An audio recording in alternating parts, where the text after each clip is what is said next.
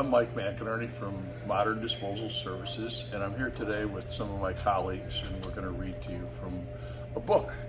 It's Julie Andrews Edwards, The Last of the Really Great Whangdoodles. So I'm going to start.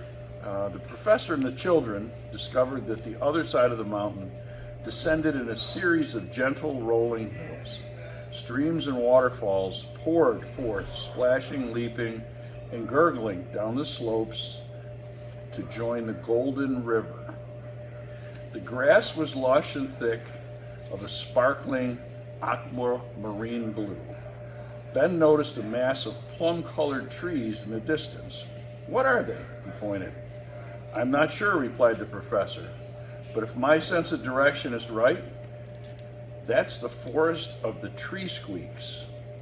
I would say that right now we are in the heart of Whangdoodle Land." The wiffle bird flew around them and landed in a tree. She fluffed out her beautiful feathers.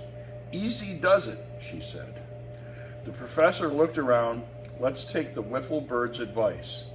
This seems a good place to rest for a while. There's lots of shade. I don't think we'll be spotted here." "You know, I'm hungry," said Lindy. "I haven't had anything to eat for ages." "Yeah, I'm starved," said Tom. The professor reached into the low branches of a strange-looking tree. "That's easily put right." He pulled down a soft fruit that resembled a large maroon pineapple. Lindy bit into it. "That's fabulous. What kind of tree is that?" "It's the fruit of the month tree," replied the professor. "You mean each month it grows a different kind of fruit?" asked Tom. "My first trip to Whangdoodle Land, the trees were growing tangerangos. A few months ago, it was passionas." The professor plucked one from himself and took a bite. This month it's razapple." "Have some," he said to the boys. "It'll do you good." They ate their fill of the delicious fruit, then relaxed in the shade of the tree. The professor said, "You know, I've been thinking. It might be very wise to stay here for the night. It's getting dark. It would be difficult finding our way back." The children loved the idea of camping out in Whangdoodle Land. The boys rolled up their jackets and used them for pillows. Lindy covered herself with her cape and rested her head in the professor's lap. They watched a pale, translucent moon rise in the emerald green sky. White, brilliant stars sparkled overhead. The Whangdoodle's palace gleamed in the night like a huge chandelier. Lindy said wistfully, "I wish we were up there looking down here instead of the other way around." "So do I, Lindy. Oh, so do I." The professor's voice was full of longing. Ben pushed himself up on an elbow. "Professor, how close have you come to see the Whangdoodle? I mean, before you met us." The professor reflected for a moment. "I only came close enough to know he was there, Ben. Of course, I talked to the proc a lot, and I met our good friend, the wiffle bird." He looked perched in the tree close to Tom. She appeared to be fast asleep, although it was hard to tell. "I never really got much beyond the Gambit region," he continued. "I discovered that it wasn't possible for me to reach the Whangdoodle by myself. I needed youthful minds to help me," he smiled. "That's why I was so thrilled when you came to my door at Halloween, for I'd almost given up hope." "It was kind of a miracle, wasn't it?" said Lindy sleepily. "Well, I'd call it more of an opportunity," said the professor. "Miracles, contrary to popular belief, do not just happen. A miracle is the achievement of the impossible, and it is only when you put aside our greed, anger, pride, and prejudice, so that our minds are open and ready to accept it, that a miracle can occur." The Whangdoodle managed to think and do the right things and looked at the miracle he brought about for himself and his friends. "He surely must have tried hard," said Tom thoughtfully. "Do you suppose we'll ever get to meet him?" "If you want to badly enough, the chances are it'll happen. Actually, I've been doing some thinking. Since we've come this far, how would you feel about making one last all-out attempt to reach the Whangdoodle? If we are careful and lucky, we might reach the palace before the proc has any idea we are in the vicinity." "How do you know the Whangdoodle will let us in even if we do not reach the palace?" asked Ben. "I don't, but I have a feeling the closer we are to be able to get, the more regard he will have for our determination." "Let's do it," said Tom enthusiastically. "We haven't gotten that much farther to go, have we?" I don't believe so. Please, Professor, said Ben, let's give it one more try. Lindy was nearly asleep, but she managed to murmur, yes, please. The professor smiled and opened his plastic umbrella with the yellow butterflies. I guess it's settled then. Tomorrow we'll make an early start. I suggest we get some rest now. He pushed the umbrella handle into the soft earth and made a perfect shelter from the gentle night breeze that was blowing across the hills. He stroked Lindsay's hair and talked quietly in the darkness about the stars and the constellations. He told them about the flurry little creatures called flukes and how, when the Wangadoodle first left his human world, they'd given away him in a pair of slippers. When they were finally discovered, it was too late to send them back. Lulled by his soft voice, the children pulled their scrappy caps down over their eyes and fell into an easy and comfortable sleep. The professor woke them early. It was barely light, and the sun had yet to show itself. Pockets of mist lay among the vivid blue hills. He said quietly, "It is imperative that we get through the forest of the tree squeaks before they wake up. If they see us, they'll warn the proc. Let's go. Keep very quiet." He led the way down the hill, and the wiffle bird flew onto Tom's shoulder. "Professor," whispered Ben, "there's a road just over there." The professor nodded. "Probably the main highway. What a bit of luck." The sky was beginning to redden. The flower quickened his pace. They reached the road and discovered that it was made of shell-pink flowers, clustered so tightly together that they were like a carpet. A signpost stood on a grassy bank. One arm pointed to the trees and read, "To the forest of the tree squeaks." Another arm pointed below in the same direction. It read, "To the palace." "Not long now," the professor murmured happily.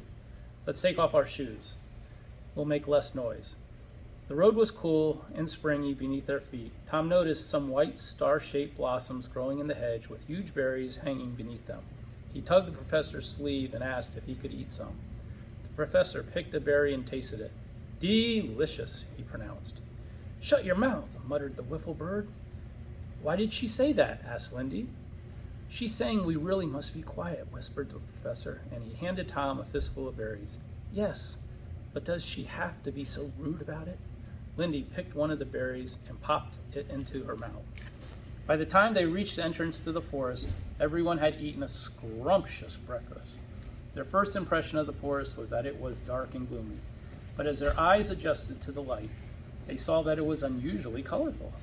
The plum-colored trees had brown, gnarled trunks. Most of them were embraced by a vivid pink ivy, growing and twining around the tall columns and twisted limbs. Garlands of honey-cream flowers hung from the branches, linking one tree to another. The floor was mossy, embedded with ferns the color of amethyst. Huge pearl white and crimson orchids grew at the side of the road, which pointed straight as an arrow into the dark interior. Then they saw the eyes. There were thousands of them, large, unblinking, tortoiseshell yellow orbs staring down through the leaves from every part of the forest. It was such a chilling sight that the professor and the children came to a complete halt. Gradually, they were able to discern the bodies of the tree squeaks, which were hanging upside down by their tails from every tree. They were like little russet-colored monkeys with wings folded at their sides. Lindy took the professor's hand. "Are they awake or asleep?" she whispered. "Asleep, I think. They have a strange characteristic of being able to sleep with their eyes open. Come on." They moved forward again, clutching their shoes in their hands. The forest was full of soft, rustling sounds and the occasional tiny squeak. The professor and Lindy led the way, with Ben and Tom and the wiffle bird bringing up the rear. Suddenly, Ben startled everyone by giving a clear, loud hiccough. He dropped his shoes and clapped his hand across his mouth. The professor spun around. Ben's eyes were wide with horror. His shoulders heaved as he hiccuped again. The wiffle bird nervously fluffed her feathers. "Shut your mouth," she mumbled. "Shh," hissed the professor. Everyone looked up at the tree squeaks. They had not moved. The professor picked up Ben's shoes and motioned to the children to follow him. They had only gone a few more paces when Lindy made a high squeaky sound like a mouse with a bad attack of the sneezes. She looked panic-stricken and started to apologize, but all that came out was another squeaking hiccough. Oh, Professor, what shall I do? She could not stop. The professor hurriedly pulled out a big spotted handkerchief. Lindy grabbed it and promptly dropped one of her shoes. Everyone tried to do something at once. Lindy stuffed the handkerchief into her mouth. Ben bent up to pick up Lindy's shoe, still keeping one hand across his mouth. The professor caught his umbrella handle in his pocket, and Tom suddenly gave such a loud hic that the surprised wiffle bird took off. The professor dived for her and caught her just as she was flying past him. The umbrella and the shoes scattered in all directions. "Dear wiffle bird," he breathed fervently, "please don't make a sound." But by now, all the children were hiccoughing violently. The professor signaled for everyone to stand still. He stroked the wiffle bird and looked up at the tree squeaks. In spite of the noise, they remained undisturbed. "I'm going to tie your shoes together so that you can hang them around your necks," he whispered. "That will leave your hands free to cover your mouths." He gathered up the shoes and gave a pair to each child. "Now then, we will start again. Follow me. Please try to keep quiet." At which point he gave the loudest hiccough the children had ever heard. The professor looked so startled that it was all they could do to keep from laughing. The professor lifted up the collar of his jacket and pulled the coat above his head. Muffled sounds came from beneath it as he struggled to stem the attack. The children waited, twitching and shaking, trying desperately to rid themselves of their own fearful spasms.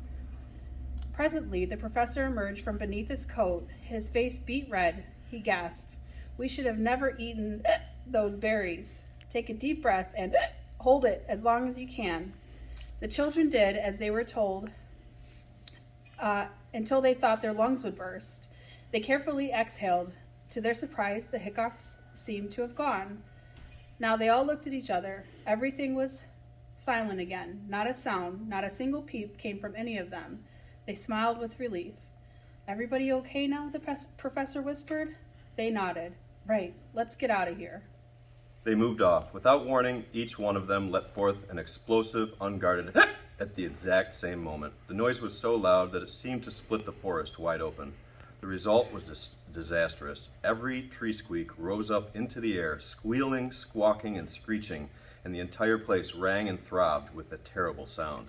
Lindy screamed. Tom covered his ears. The wiffle bird cried, "Mayday!" and the professor grumbled, "Fiddlesticks! Hick! Fiddlesticks!" Ben watched the black cloud of tree squeaks swirling above him. To his amazement, he realized they were screaming, "People! People! People!" as loud as they could. The Proc and every other creature in the land could not fail to hear such a warning. The wiffle bird's voice cut through the frightful din. "Cheer up!" she squawked. "Well, that's a stupid thing to say," shouted Ben angrily. The professor hugged Lindy close because she was sobbing with fright. "Cheer up, up, cheer, that's it," he cried. "Let's cheer, let's drown out the noise. I refuse to be intimidated by this racket." "What's intimidated?" asked Lindy. "Oh, never mind, darling, just sing as loud as you can. All of you, remember when we went on our picnic and sang in the rain? Sing louder than that." The professor started to sing a rousing march. The children joined in, stomping and banging their shoes together, making so much noise that the wiffle bird got quite excited and flew around, shrieking ferociously, "Shoot the works!" The terrible clamor above them diminished, and their hiccoughs grew less as the professor, waving his umbrella like a baton, led the way through the forest. Quite suddenly, they emerged from the trees and into the daylight. The morning sun was so bright that it took a moment or two to get used to it. They continued singing until they were all away from the forest.